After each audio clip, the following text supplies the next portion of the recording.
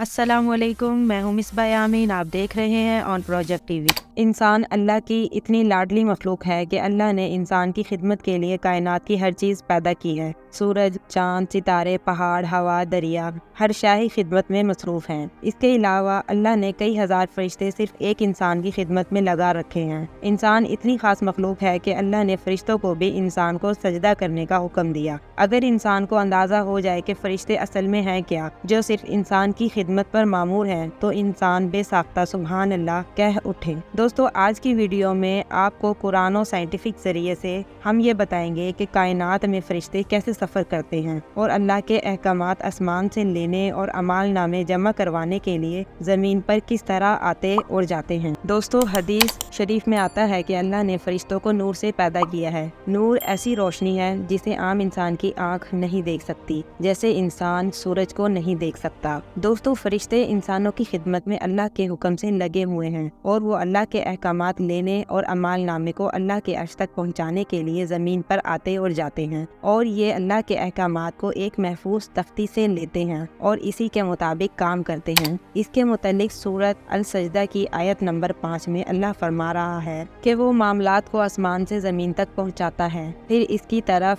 उस दिन लौट आएगा जिसकी मुद्दत 1000 साल है, जिसे तुम शुमार कर सकते हो। अब इस आयत में जो काबिल गौर बात है वो ये है कि इसमें जो जिक्र हुआ है इसकी तरफ उस दिन लौट आएगा, इसका मतलब है वो एक दिन जो आसमान का दिन है, जो कि जमीन पर गुजरने वाले 1000 साल के बराबर है, क्योंकि जमीन पर गुजरने वाले दिनों को हम सोलर सिस्टम की मदद से गिन सकते हैं। फरिश्ते जो अमाल नामे आसमान पर लेकर जाते हैं और अल्लाह के अहकामात जमीन पर लाते हैं, ये आसमान का एक दिन जमीन पर 1000 साल के बराबर है। इसको कुरान मजीद की सूरत अल मारिज की आयत नंबर 4 भी सपोर्ट करती है। इस आयत में जिक्र है कि क़यामत का एक दिन 50,000 साल के बराबर होगा, यानी आसमान पर क़यामत का दिन फैसले के दिन होने की वजह से 50,000 साल के बराबर और आसमान पर एक आम दिन 1000 साल के बराबर है। दोस्तों, अब इस बात को आज साइंस किस तरह साबित करती है ये हम आपको बताते हैं। हमारी इस पूरी कायनात में रोशनी से तेज कोई भी चीज ट्रैवल नहीं कर सकती। रोशनी जिसकी रफ्तार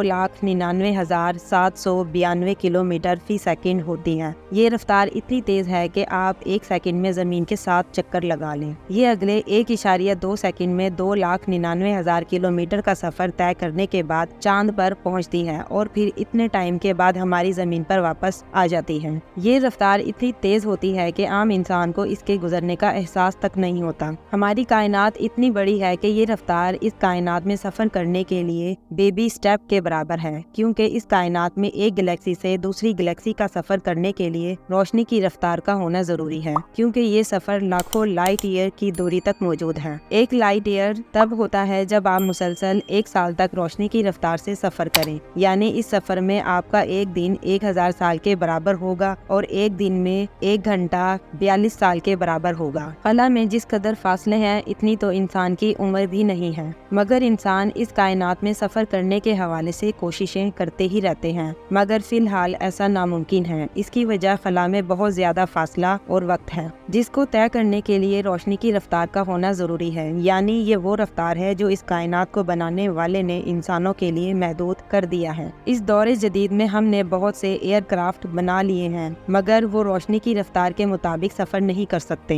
एल्बर्ट आइंस्टाइन ने 1905 में एक स्पेशल थ्योरी ऑफ रिलेटिविटी पेश की, जिसमें ये बताया गया था कि एनर्जी और मास को एक दूसरे में तब्दील किया जा सकता है, यानी अगर एक ऑब्जेक्ट को बहुत ज्यादा तेज रफ्तार से हरकत दी जाए तो मोशन यानी हरकत की वजह से एनर्जी इसके मास को बढ़ा देती है, यानी जितना ज्यादा मास होगा उसको हरकत करने के लिए इतनी ही ज्यादा एनर्जी की जरूरत होती है। अगर स्पीड ऑफ लाइट तक पहुंचना चाहते हैं तो हमें लामहदूद एनर्जी की जरूरत होगी, और जब एनर्जी ज्यादा हो जाएगी तो मास इनफिनिट हो जाएगा, जिससे ऑब्जेक्ट खुद को या तो कंप्रेस कर लेगा या खला में स्पीड ऑफ एनर्जी की वजह से रगड़ खाकर मास जलकर तबाह हो जाएगा। दोस्तों, अगर फर्ज कर लें कि हम लाइट की स्पीड से खला में सफर कर लें तो क्या होगा? आइंस्टाइन की इस स्पेशल थ्योरी ऑफ रिलेटिविटी के मुताबिक जब स्पीड, मास और एनर्जी में इजाफा होता है तो वक्त कम हो जाता है, ये स्पेशल रिलेटिविटी आपने कभी कभी एक्सपीरियंस भी की होगी। जब आप ट्रेन पर सफ़र करें तो वक्त जहाज़ में सफ़र करने की निस्बत ज़्यादा लगता है, क्योंकि ट्रेन की स्पीड जहाज़ की स्पीड से कम होती है। यहाँ स्पीड और टाइम में इनवर्स रिलेशनशिप होता है, यानी जितना ज़्यादा स्पीड होगी इतना ही वक्त कम लगेगा। खला में क्योंकि फासला ज़्यादा है तो वहाँ लाइट की स्पीड से चलने की वजह से वक्त कम हो जाता है। यहाँ एक बात अहम है कि खला में ग्रेविटी ना होने की वजह से लाइट की स्पीड से सफ़र करना पड़ता है और स्पीड ज़्यादा होने की वजह से वक्त कम गुजरता है, मतलब रुक जाता है। इसके अलावा अगर ज़मीन पर भी ग्रेविटी को कम करके स्पीड ज़्यादा कर दी जाए तो वक्त कम हो जाता है। ज़मीन पर तो स्पीड ऑफ लाइट पैदा करने के लिए फासला तय करने के लिए वक्त को कम किया जा सकता है, क्योंकि ज़मीन पर ग्रेविटी मौजूद है, और खला में ग्रेविटी न होने की वजह से स्पीड ऑफ लाइट पर कायनात की हर चीज़ सफ़र कर रही है।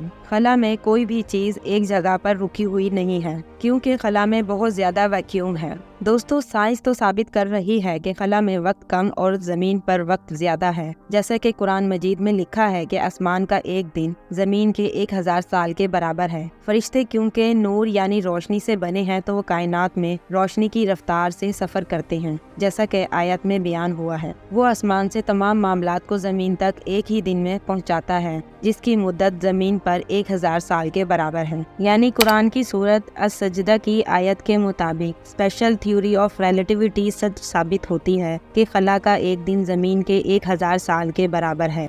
उम्मीद है आपको हमारी आज की वीडियो से बहुत कुछ जानने का मौका मिला होगा।